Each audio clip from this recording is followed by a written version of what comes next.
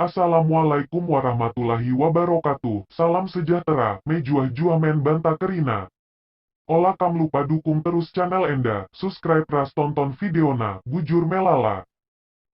Spesial tanggal 17 Agustus, kita akan membahas sejarah perjuangan para pahlawan yang telah memperjuangkan kemerdekaan Indonesia. Salah satunya yaitu Kiras Bangun atau Garamata. Kiras Bangun lahir di Tanah Karo, tepatnya di daerah Batu Karang, Kabupaten Karo, Sumatera Utara pada 1852.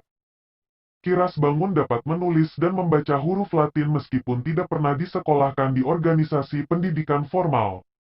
Kiras Bangun sering melakukan perjalanan dari satu kampung ke kampung lain. Berkat hal itu, Kiras Bangun dapat membangun ikat kekerabatan dengan masyarakat di sekitar Tanah Karo, dikenal sebagai sosok yang bijak selama hidupnya. Garamata dikenal sebagai sosok yang bijak selama hidupnya. Kiras Bangun menyandang banyak jabatan dan dapat membangun ikatan kekerabatan dengan masyarakat di sekitar Tanah Karo. Tahun 1870, Belanda membuka perkebunan tembakau dan karet di daerah Langkat dan Binjai. Belanda mempunyai niat ekspansi lahan kebun ke Tanah Karo, yang kemudian mendorong Belanda yang ingin menjalin hubungan baik dengan Kiras Bangun. Meski telah menjanjikan uang, pangkat dan senjata, Kiras Bangun tetap menolak bekerja sama dengan Belanda. Beberapa puluh tahun kemudian Belanda mengirim Gulaume bersama sejumlah pengawal ke Tanah Karo, dan bermukim di Kabanjahe selama 3 bulan sampai akhirnya pergi setelah diberi peringatan oleh Garamata.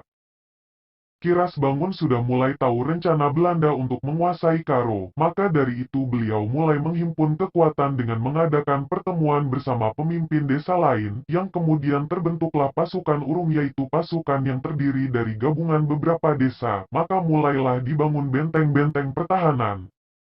Pada tanggal 8 September tahun 1904 pasukan Belanda berhasil menaklukkan pasukan Urung dan menguasai Lingga dan Lingga Julu. Pertempuran ini memakan waktu 2 hari 2 malam di mana 2 hari sebelumnya Belanda sudah membawa pasukan 200 orang.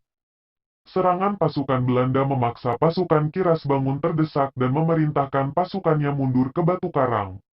Serangan demi serangan terus digencarkan pasukan Belanda hingga akhirnya benteng Tembusu di Batu Karang juga jatuh ke tangan Belanda yang memaksa Kiras Bangun harus berpindah dari suatu tempat ke tempat lain agar tidak tertangkap. Meskipun Batu Karang telah dikuasai Belanda, Kiras Bangun tidak menyerah begitu saja dan tetap melakukan perlawanan sambil menyusun strategi berikutnya. Melihat kegigihan perlawanan pasukan Kiras Bangun, pihak Belanda melakukan teknik opportunities beginsel atau disebut dengan istilah pengampunan umum kepada para pejuang Karo. Tipuan ini berhasil membuat Kiras Bangun keluar dari persembunyiannya dan ditangkap pihak Belanda, kemudian Kiras Bangun diasingkan ke Riung. Pada tahun 1909 Kiras Bangun dibebaskan pihak Belanda namun tetap mendapat pengawasan dari pihak Belanda. 10 tahun kemudian selama kurang lebih 6 tahun yaitu pada tahun 1919 sampai tahun 1926 Kiras Bangun dan kedua anaknya beserta pasukannya kembali melakukan perlawanan, kemudian ditangkap pihak Belanda dan diasingkan bersama kedua anaknya. Kiras Bangun meninggal di tanah kelahirannya di Batu Karang pada tanggal 22 Oktober tahun 1942. Kiras Bangun berpesan khususnya anak-anak muda agar menimba ilmu pengetahuan sebanyak-banyaknya karena ilmu pengetahuan dapat dijadikan senjata untuk melawan penjajahan. Semoga informasi na bermanfaat men banta kerina, bujur ikatakan kami men bandu kerina enggo sempat kendu nonton video Enda.